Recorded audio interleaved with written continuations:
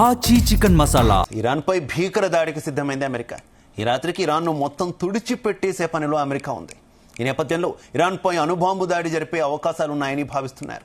ఓవైపు ఇరాన్కి ఇచ్చిన గడువు ముగియక ముందే అమెరికా దాడులు ప్రారంభించింది. చమురు నిల్వలకు నెలవైన ఖర్గ్ ద్వీపంపై దాడులు చేసింది. అక్కడ అనేక మిలిటరీ స్థావరాలను ధ్వంసం చేసినట్టు సమాచారం.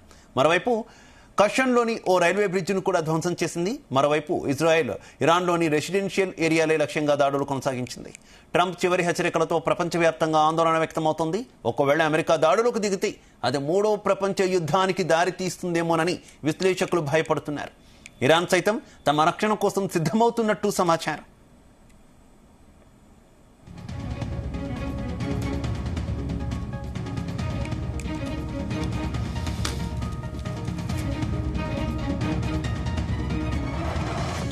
ఇరాన్ పై భీకర దాడులకు సిద్ధమైంది అమెరికా. ఇప్పటికే ఇరాన్కి ఇచ్చినటువంటి గడువు ముగియక ముందే అమెరికా దాడులు కంటిన్యూ చేస్తున్నటువంటి పరిస్థితి. మరోవైపు ఇరాన్ మీద అణుదాడికి అమెరికా దిగవచ్చు అనేటటువంటి వార్తలు ప్రపంచవ్యాప్తంగా కూడా ప్రకంపనలు సృష్టిస్తున్నటువంటి పరిస్థితి. ఇక ఇరాన్ ఏ రకంగా రియాక్ట్ కాబోతోంది, ఈ యుద్ధం తీవ్రస్థాయికి వెళ్తుందా, ప్రపంచ యుద్ధానికి దారితీస్తుంది అనేటటువంటి క్వశ్చన్స్ మళ్ళీ రైజ్ అవుతున్నాయి. ఇదే అంశానికి సంబంధించి మరింత ఇన్ఫర్మేషన్ మా చీఫ్ న్యూస్ కోఆర్డినేటర్ రాధాకృష్ణ అందిస్తారు. రాధాకృష్ణ. Good evening Shiva. ఈ రాత్రి ఇరాన్ కు చివరి రాత్రి కాబోతుందా? ఇప్పుడు అందరిలో ఇదే టెన్షన్. ఎందుకంటే ఇరాన్ కు సంబంధించి ఇరాన్ పై దాడులు పెంచే తీవ్రత పెంచుతోంది అమెరికా. ఎందుకంటే గత 10 రోజులుగా కాల్పుల విరమణ దాడులు చేయకుండా ఉన్నటువంటి అమెరికా ఒక్కసారిగా ఇరాన్ పై విరుచుకుపడుతోంది. కాసేపటి క్రితమే అమెరికా అధ్యక్షుడు డొనాల్డ్ ట్రంప్ కూడా ఇరాన్ కు సంబంధించి ఇది చివరి నైట్ కాబోతుంది, చివరి రాత్రి కాబోతోంది. 47 ఏళ్ల అక్కడ ఉన్నటువంటి ఇరాన్ సంబంధించినటువంటి హింసకు, అవినీతికి, మొత్తంగా కూడా దోపిడీకి ఫుల్ స్టాప్ పెట్టబోతున్నాము. ఒక మొత్తంగా అక్కడ ఉన్నటువంటి ఇరాన్ నాగరికతనే ధ్వంసం చేస్తున్నాం, అంటే ఒక రకంగా ఇరాన్ దేశాన్ని లేకుండా చేస్తామన్నట్టుగా కాసేపటి క్రితం హెచ్చరించారు. పెద్ద ఎత్తున దాడులు చేస్తాము, ఒక అద్భుతం జరగబోతా ఉంది. సో అని చెప్పేసి ట్రంప్ ఒక తన ట్రూత్ పోస్ట్ చేస్తాడు. ఇప్పుడు అది ప్రపంచవ్యాప్తంగా ఒక ఆందోళన రేకెత్తిస్తుంది. ట్రంప్ ఇంతలా సీరియస్ గా వార్నింగ్ ఇవ్వడానికి కారణం ఏంటి, అసలు ఏం చేయబోతున్నాడు ఆ ట్రంప్ అన్నట్టు? ఎందుకంటే వైపు ఇరాన్ పై గత కొద్ది వారం 10 రోజులతో వరుస పెట్టి హెచ్చరికలు జారీ చేస్తున్నారు. ఇరాన్ ఏమాత్రం తగ్గడం లేదు. ఈ నేపథ్యంలో ఇక చివరగా అమెరికాలో ఉన్నటువంటి బ్రహ్మాస్త్రాన్ని ఏదైనా వాడబోతా ఉందా, ఇరాన్ పై దాడికి దిగబోతుందా అనేది కూడా ఒక చర్చ జరుగుతా ఉంది. అయితే దీంతో భాగంగా అణ్వాయుధాల వాడకం ఏమైనా తెరపైకి చేస్తుందా, అణ్వాయుధాలను ఉపయోగించి అణుదాడులను చేయబోతుందా ఇరాన్ పై అనేది కూడా ఇప్పుడు పెద్ద సంచలనంగా మారబోతా ఉంది. ఎందుకంటే చాలా సీరియస్ గా ట్రంప్ వార్నింగ్ ఇచ్చాడు. ఈ రాబోతా ఉంది ఇరాన్ కి అని చెప్పేసి. సో మొత్తంగా కూడా ఆ ఇరాన్ సివిలైజేషన్ ఒక నాగరికతను మొత్తం కూడా ధ్వంసం చేయబోతున్నాం, ఇరాన్నే మట్టు పెట్టబోతున్నాం అన్నట్టుగా కూడా ట్రంప్ వ్యాఖ్య చేశారు. ఈ నేపథ్యంలో అటు హెచ్చరికలు జారీ చేసిన కాసేపటికే వరుసపెట్టి ఇరాన్ పైన ఒకవైపు అమెరికా బలగాలు, మరోవైపు ఇజ్రాయెల్ రెండు కూడా విరుచుకుపడుతున్నాయి. అమెరికా కర్గ్ ద్వీపం సమీపంలో ఉన్నటువంటి చమురు కేంద్రాలు, అదే విధంగా అక్కడ ఇరాన్ కు సంబంధించి కొంత మిలిటరీ స్థావరాలు ఉన్నాయి. వాటిని టార్గెట్ గా చేసుకుని దాడులకు పాల్పడినట్టుగా కూడా తెలుస్తోంది. ఇదే ఇక వైపు ఇట్లా ఇరాన్ పైన ఇజ్రాయెల్ అమెరికా దాడులు పాల్పడుతూ ఉంటే, మరోవైపు ఇరాన్ కూడా ఏం చేయబోతా ఉంది, ఇరాన్ కూడా సంబంధించి ఇరాన్ అధ్యక్షుడు మసౌద్ పెజెష్కియాన్ కూడా కాసేపటి క్రితం ఒక ప్రకటన చేశారు. సో మేము దేన్నైనా భరించడానికి సిద్ధంగా ఉన్నాము, అవసరమైతే నాతో సహా మా దేశ ప్రజలందరూ కూడా ప్రాణత్యాగానికి కూడా వెనకాడరు, అన్నిటికీ సిద్ధం అంటే కూడా ప్రకటించిన పరిస్థితి. ఒకవైపు డొనాల్డ్ ట్రంప్ ఏమో ఇరాన్ మొత్తం దేశాన్ని లేకుండా చేస్తాము, ఇరాన్ ని మొత్తాన్ని కూడా అధ్యస్తామని చెప్పేసి ప్రకటన ఒకవైపు, మరోవైపు మేము అంతా కూడా దేనికైనా సిద్ధం, నాతో సహా మా దేశ ప్రజలందరూ కూడా ప్రాణత్యాగానికి సిద్ధమని చెప్పడం ప్రకటన. ఇవన్నీ చూస్తూ ఉంటే ఏదో జరగబోతా ఉంది. ఇరాన్ పై అంతలా ఏ రకంగా దాడి చేయబోతుందో అనేది ఒక ఉత్కంఠ, ఒక ఆందోళన అయితే అన్ని దేశాల్లో నెలకొంది. నిజంగానే ఇరాన్ పై ఆ స్థాయిలో దాడి చేస్తే ఇరాన్ నుంచి ఎటువంటి ప్రతీకార దాడులు ఉంటాయి, ఇరాన్ ఏం చేయబోతోంది? ఎందుకంటే ఇరాన్ కూడా ఇంతకుముందు ఆ ప్రకటనలో తాము అన్ని రకాలుగా సిద్ధంగా ఉన్న ప్రతీకార దాడులు కూడా మేము వెనకాడబోమని చెప్పింది. అయితే ఇప్పుడున్న పరిస్థితుల్లో అత్యంత కీలకమైన అందరి దృష్టి కూడా హర్మజ్ జలసంధి దగ్గరే ఉంది. సో హర్మజ్ జలసంధి అయితే గల్ఫ్ కంట్రీస్ ఇప్పుడు ఇరాన్ కు ఉన్నటువంటి ఆ ఆప్షన్ ఏంటంటే అయితే అర్మా జలసంధి వద్ద ఉన్నటువంటి నౌకలపై దాడులకు దిగడం, వాటిని మొత్తం ధ్వంసం చేయడము ఒక ఆలోచన అయి ఉంటే, వ్యూహాత్మకంగా దాడులు చేయాలనుకుంటే వాటిని టార్గెట్ చేసే అవకాశం ఉంటుంది. ఇక రెండు గల్ఫ్ కంట్రీస్ లోని మొత్తంగా అత్యంత కీలకమైనటువంటి గల్ఫ్ కంట్రీస్ లో ఉన్నటువంటి విమానాశ్రయాలు కావచ్చు, అదే విధంగా సాధారణ జనాలు ఉండేటువంటి పెద్ద పెద్ద బిల్డింగ్లను సైతము ఇటు గల్ఫ్ కంట్రీస్ లో సంబంధించిన వాణిజ్య సముదాయాలను టార్గెట్ చేసే అవకాశం కనపడుతుంది ఇరాన్. సో మొత్తానికైతే ఈ రోజు ట్రంప్ హెచ్చరికల నేపథ్యంలో ఏం జరగబోతోంది అనేది మాత్రం ఒక రకమైన ఉత్కంఠ ప్రపంచ దేశాల్లో ఉంది. అది ఒకవేళ కనుక ఈ యొక్క యుద్ధమే ఇరాన్ పై తీవ్రస్థాయిలో అయితే, అమెరికా కనుక తీవ్ర స్థాయిలో దాడులకు తెగబడితే, అప్పుడు ఆటోమేటిక్ గా ఇరాన్ కు మద్దతుగా కూడా ఇప్పటికే చైనా, రష్యా, నార్త్ కొరియా వాళ్ళు సంఘీభావం తెలిపిన పరిస్థితి, దాడులను ఖండించిన పరిస్థితి. నిజంగానే ఆ స్థాయిలో భీకరంగా ఇరాన్ ను మొత్తంగా కూడా అయితే రాధాకృష్ణ, ట్రంప్ చేసినటువంటి వ్యాఖ్యలు ఏకంగా ఇరాన్ నాగరికతే లేకుండా చేస్తా ఉంటూ ఆయన చేసినటువంటి వ్యాఖ్యల వల్ల అనుదాడి ఏమైనా జరగవచ్చా అనేటటువంటి ఆందోళనలు ప్రపంచవ్యాప్తంగా ఎక్కువ అవుతున్నటువంటి పరిస్థితి కదా. ఏంటి ఆ సిచ్యువేషన్ ఉంటుంది అని అనుకోవచ్చా? అసలే ట్రంప్ అన్ప్రిడిక్టబుల్, ఎప్పుడు ఎలా ఉంటారో చెప్పలేం.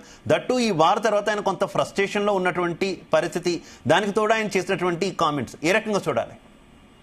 మనం వారం 10 రోజులుగా ట్రంప్ వైఖరి, ట్రంప్ ఇస్తున్న స్టేట్మెంట్ మనం పరిశీలిస్తే, ఒకసారి ఏమో ఇరాన్ వెనక్కి తగ్గింది, చర్చలకు ఒప్పుకున్నారు, కాల్పుల విరమణ ఒప్పందానికి సిద్ధంగా ఉన్నారు, సో మొత్తంగా యుద్ధం ముగుస్తుందని చెప్పేసి ఒకసారి చెప్తారు. మరి కాసేపటి అది ఇచ్చిన ప్రకటన మరుసటి రోజే ప్రస్తుతం ఎస్టీ పరిస్థితుల్లో ఇరాన్ ఎంత చెప్పినా మొండి వైఖరి విడడం లేదు కాబట్టి మేము మరొకసారి దాడిలో దిగబడతాము, మొత్తం ప్రళయం సృష్టిస్తామని ఒకసారి అంటాడు. ఇక ఏకంగా ఈ రోజు మొత్తం ఇరాన్ లేకుండా చేస్తామని చెప్తున్నాడు. అంటే ఇప్పటి వరకు కేవలం మాకు ఉన్నటువంటి కొంతమందిని, ఇరాన్ మొత్తం కాకుండా ఇరాన్ కి సంబంధించి కొంతమంది వల్లే ఇరాన్ ఈ స్థాయికి తీవ్రవాద ఇస్లామిక్ తీవ్రవాద భావజాలం వల్ల ఇట్లా తయారైంది ఇరాన్ అని చెప్పేసి మొన్నటి వరకు వాదిస్తూ వచ్చి అట్లాంటి వారిని ఏరివేస్తామని చెప్పినటువంటి ఇరాన్ సుప్రీం ఎవరైతే ఇరాన్ పాలకులు ఉన్నారో అట్లాంటి వాటిని అందరూ లేపేస్తామని చెప్పి ప్రకటించినటువంటి ట్రంప్ ఇప్పుడు ఏకంగా ఒక దేశాన్ని మొత్తానికి లేపేస్తామని చెప్పడం మాత్రం ఒక సంచలనం. అది ఖచ్చితంగా దీనికి సంబంధించి ఇరాన్ కు మద్దతుగా ఉన్నటువంటి దేశాలు కూడా ఈ యొక్క కామెంట్, ట్రంప్ చేసినటువంటి స్టేట్మెంట్ ఎట్టి పరిస్థితుల్లో ఒప్పుకునే అవకాశాలు లేవు. ఎందుకంటే ఇది ఒక రకంగా చెప్పాలంటే అమెరికాకు చెప్పినట్టు, అమెరికాకు నచ్చినట్టు ఏ దేశమైనా అమెరికా మాట వినకుండా అమెరికాకు నచ్చినట్టు నడుచుకోకపోయినా ఆ దేశాన్ని మొత్తమే అంతం చేస్తాము అనే ఒక మెసేజ్ వెళ్ళే అవకాశం ఉంటుంది. సో దీన్ని ఎట్టి పరిస్థితుల్లో మిగతా దేశాలు ఒప్పుకునే పరిస్థితి ఉండదు. సో రకంగా చెప్పాలంటే డిక్టేటర్షిప్, అందులోనూ ఇప్పటి వరకు మనం అసలు అమెరికా, ఇజ్రాయెల్ సంబంధించి రెండు దేశాలు ఇరాన్ పై దాడికి పాల్పడిందే, అణ్వాయుధాలు ఉన్నాయి. ఇరాన్ అంటే మొత్తంగా అణు ఒప్పందానికి విరుద్ధంగా అణ్వాయుధాలు తయారు చేస్తుంది. అటువంటి అణ్వాయుధాలతో ఇజ్రాయెల్ పై దాడి చేసే అవకాశం ఉందనే ఒక నెపంతోనే గత కొద్ది రోజులుగా దాడి చేస్తుంది. అలాంటి అమెరికా ఇప్పుడు ఏకంగా ఇరాన్ పైనే అణ్వాయుధాలతో దాడి చేస్తే మాత్రం ఖచ్చితంగా అది మరొక ప్రపంచ యుద్ధానికి దారి తీసే అవకాశాలు మాత్రం కనబడుతున్నాయి. ఎందుకంటే విశ్లేషకులు కూడా ఆ రకంగా అంచనా అభిప్రాయాలు వ్యక్తం అవుతా ఉన్నాయి. ఎందుకంటే ఇది చాలా వెరీ క్రూషియల్. పశ్చిమాసియాలో జరుగుతున్నటువంటి ఈ యుద్ధ పరిస్థితుల వల్ల ఇప్పటికే చాలా దేశాలు చమురు కావచ్చు, గ్యాస్ కోర్టు ఇబ్బంది పడుతున్నాయి. అలాంటి తరుణంలో ఇప్పుడు డొనాల్డ్ ట్రంప్ వైఖరి వల్ల, తొందరపాటు నిర్ణయం వల్ల, యుద్ధాన్ని మొదలు పెట్టడం వల్ల గత 6 వారాలుగా కూడా చాలా దేశాలు గ్యాస్ అదేవిధంగా చమురు కొరతో ఇబ్బంది పడుతున్నాయి. ఆ దేశాల్లో ఒక రకంగా ఆర్థిక పరిస్థితి కూడా సంక్షోభంలో కూరుకుపోయే పరిస్థితి కనిపిస్తుంది. ఇలాంటి తరుణంలో ఇప్పుడు దాన్ని మరింత రెచ్చగొట్టేలా ఇరాన్ పై పూర్తి స్థాయిలో దాడి జరిగితే, ఇరాన్ నే మొత్తంగా కూడా నాశనం చేసేలాగా ఏదైనా అంత పెద్ద స్థాయిలో దాడులు జరిగితే ఖచ్చితంగా మిగతా దేశాల నుంచి అమెరికాకు, అంటే ఇరాన్ కు మద్దతుగా ఉన్న ఆ దేశాల నుంచి కొంత తీవ్ర స్థాయిలో ప్రతిస్పందన వచ్చే అవకాశం ఉంటుంది. అదే జరిగితే యుద్ధంలో మరికొన్ని దేశాలు పాల్గొనవచ్చు.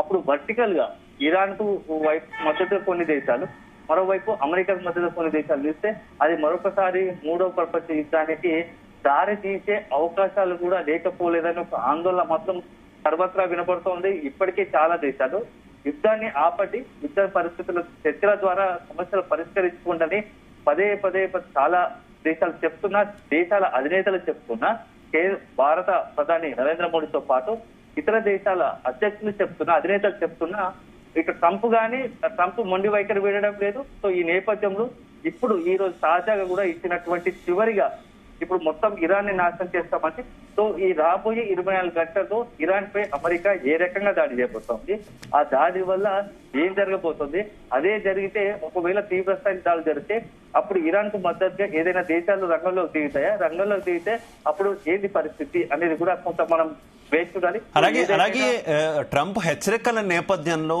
ఇరాన్ లో ఉన్నటువంటి భారతీయులకు భారత ప్రభుత్వం ఏమైనా సూచన చేసిందా? టెహ్రాన్ లోని రాయబార కార్యాలయం ఏమైనా సూచన చేసిన పరిస్థితి ఏమైనా ఉందా? గత 6 వారాలుగా ఎప్పుడైతే ఫిబ్రవరి 25న యుద్ధం మొదలైంది, సో మొత్తంగా ఇరాన్ పైన ఇజ్రాయెల్ అమెరికా సంయుక్త దాడి చేశాయి. సో అప్పటి నుంచే ఎప్పుడైతే ఇరాన్ సంబంధించి సుప్రీం అయతుల్లా ఖమేనీ చనిపోయాడో అప్పుడు వ్యూహాత్మకంగా ఇరాన్ కూడా గల్ఫ్ కంట్రీస్ మీద టార్గెట్ చేసి దాడులకు పాల్పడింది. అప్పటికి గల్ఫ్ కంట్రీస్ ఇప్పటికే చాలా మంది, ఎందుకంటే ఉపాధి కోసం ఆ లక్షలాది మంది గల్ఫ్ కంట్రీస్ కి ఎంతో మంది భారతీయులు వెళ్ళిన పరిస్థితి. ఇలాంటి తరుణంలో అక్కడ ఉన్నటువంటి వారి పరిస్థితి ఎప్పటికప్పుడు అంచనా వేస్తూ ఆందోళనతో చాలా మందిని అక్కడ వాటి ఇబ్బందికర పరిస్థితులు ఎదుర్కొంటున్న వారందరూ కూడా ఇటీవలే కొన్ని ప్రత్యేక విమానాల ద్వారా, సాధారణ విమానాలు, రెగ్యులర్ గా వచ్చే విమానాలు, అదేవిధంగా ప్రత్యేక విమానాల ద్వారా ఇండియాకు తరలించిన పరిస్థితి. అయినా కొంతమంది కొన్ని పరిస్థితుల్లో అక్కడ చిక్కుకున్నారు, అప్పుడు రాలేని పరిస్థితి. ఇలాంటి తరుణంలో ఇప్పుడు దాడులు కనుక తీవ్రతరమైతే, యుద్ధం మరింత తీవ్రతరమైతే, ఇరాన్ కనుక గల్ఫ్ కంట్రీస్ మరోసారి టార్గెట్ చేస్తే ఖచ్చితంగా అక్కడ ఉన్నటువంటి భారతీయులకు కొంత ఇబ్బందికర పరిస్థితులు తలెత్తే అవకాశం ఉంటుంది. ఈ నేపథ్యంలో మరొకసారి భారత రాయబార కార్యాలయం కూడా అక్కడ ఉన్నటువంటి గల్ఫ్ కంట్రీస్ లోని భారత రాయబార కార్యాలయం ఎప్పటికప్పుడు మొత్తంగా కూడా టచ్ లో ఉంటూ కేంద్ర విదేశాంగ శాఖ కూడా భారతీయులు ఎప్పటికీ ఏదైనా అవకాశం ఉంటే, ఏదైనా ఇబ్బందికర పరిస్థితులు ఉంటే, అత్యవసర పరిస్థితులు ఉంటే వెంటనే సంప్రదించాల్సిందిగా కూడా ఇప్పటికే సూచిస్తున్నారు. సో రాబోయే దీనికి సంబంధించి కూడా ఈ రోజు ట్రంప్ చేసిన వ్యాఖ్యల నేపథ్యంలో కేంద్రం కూడా కొంత సీరియస్ గానే ఆ వ్యాఖ్యలను పరిగణన తీసుకొని రేపు రాబోయే రోజులు ఏదైనా జరగవచ్చు కాబట్టి సో దానికి అనుగుణంగానే ముందస్తుగా భారతీయులు ఏదైతే గల్ఫ్ కంట్రీస్ లో ఉన్నటువంటి పశ్చిమాసియా, ముఖ్యంగా గల్ఫ్ దేశాల్లో ఉన్నటువంటి భారతీయుల భద్రత తమకు ప్రాధాన్యత కాబట్టి వాళ్ళందరినీ కూడా వీళ్ళంత వరకు సేఫ్ గా, సురక్షితంగా అయితే ఇండియాకు తరలించడం, లేదంటే అక్కడే సేఫెస్ట్ ప్రాంతంలో తలదాచుకునే విధంగా కూడా ఏర్పాట్లు చేసేగా ఆయా గల్ఫ్ కంట్రీకి సంబంధించిన దేశాల అధినేతలతో మాట్లాడే అవకాశాలు కనపడుతూ ఉన్నాయి. సో ఇప్పుడు మాత్రం చాలా యుద్ధంలో చాలా అత్యంత కీలక దశకు చేరుకుందని చెప్పవచ్చు. ఈ రాబోయే 2 రోజుల్లో ఏం జరగబోతోంది యుద్ధంలో అనేది మాత్రం మనం వేచి చూడాలి. సో రకంగా చెప్పాలంటే ఇప్పుడు ట్రంప్ చేసిన వ్యాఖ్యలు, సాయంత్రం చేసిన వ్యాఖ్యలు మాత్రం ఒక రకంగా ప్రపంచ దేశాలను కూడా వణికిస్తున్నాయి, ఎటువైపు దారి తీస్తాయి అనేది మాత్రం మనం వేచి చూడాలి ఉంటుంది. సో ఇంపాక్ట్ అన్నిటికీ మించి ఇప్పుడు గత 6 వారాలుగా జరుగుతున్నటువంటి యుద్ధాల వల్లనే భారత్ లో ఒకవైపు గ్యాస్ కావచ్చు, చమురు సంబంధించి పెట్రోల్, డీజిల్ సంబంధించి కొంత ఇబ్బందికర పరిస్థితులు ఉన్నాయి. సో నిజంగానే యుద్ధం మరింత తీవ్రతరం అయితే అక్కడ ఉన్నటువంటి హెర్మోజలసానికి సంబంధించిన వాణిజ్య నౌకలను టార్గెట్ గా చేసుకొని, ఒకవేళ కనుక వాణిజ్య నౌకలను టార్గెట్ గా చేసుకొని ఇరాన్ కనుక దాడులకు పాల్పడితే అప్పుడు పరిస్థితి మరింత భయానకంగా ఉంటుంది. ఎందుకంటే ఇప్పటికే మనకు సంబంధించి గ్యాస్ సంబంధించుకుంటే ఇబ్బంది ఎదుర్కొంటున్నాం. దీనికి తోడు పెట్రోల్, డీజిల్ సంబంధించిన కొరత ఏర్పడితే అప్పుడు అల్టిమేట్ గా అన్ని దేశాలకు, భారత్కే కాదు చాలా దేశాలకు సంబంధించి కూడా కొంత అన్ని రంగాలపై దాని ప్రభావం పడుతుంది. అల్టిమేట్ గా ఆ రంగాల వల్ల నష్టం వల్ల ఇటు దేశ ఆర్థిక పరిస్థితికి కొంత ఇబ్బందికర పరిస్థితులు వచ్చే అవకాశం ఉంటుంది. సో ఈ నేపథ్యంలో మొత్తం యుద్ధానికి వీలైన త్వరగా పులిస్తా పెట్టాలి, యుద్ధము నిలిచిపోవాలనే భారత్ తో పాటు అనేక దేశాలు కోరుకుంటున్నాయి. సో మనం వేచి చూడాలి. ఏదేమైనా ఈ రాత్రి the last night for Iran అవుతుందా అనేది మాత్రం ఇప్పుడు ప్రపంచ వ్యాప్తంగా ఒక చర్చ జరుగుతోంది. మనం మరి రేపు తెల్లారితే గానీ మనం ఏం జరగబోతుందో అనేది మాత్రం వేచి చూడాలి. Right, okay, thank you.